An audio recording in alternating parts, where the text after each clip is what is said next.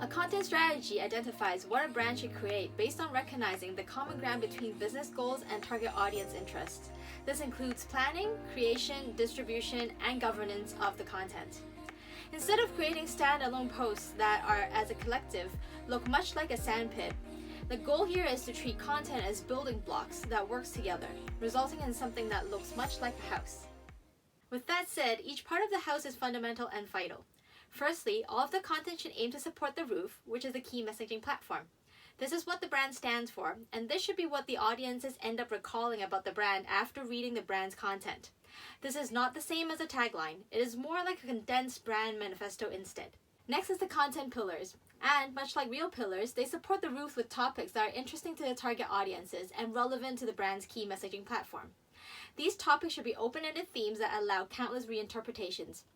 They should not be limited to a certain execution and can be expressed with changing audience behaviors and trends. A total of 3 to 5 pillars are sufficient. Beneath the content pillars are the bricks, which are the executions. These are the specific ideas that support the open-ended themes. For example, if one of the content pillars is about community building, the obvious execution would be repurposing user-generated content. On the other hand, if one of the content pillars is all about the product's functionality, the obvious execution would be infographics on the technicalities or a step-by-step setup of the product. After that, it should be natural which platforms are appropriate for the content. If the execution is a long-form video, it is obvious that YouTube is the right platform.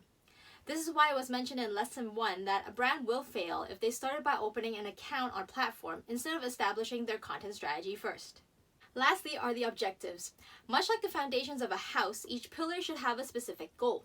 This is where the brand identifies what performance should be measured, ensuring that the house is not lopsided, falling apart, or has unnecessary parts built. Objectives can be things like brand awareness, measured by reach, potential leads measured by actions, or community measured by engagement rate.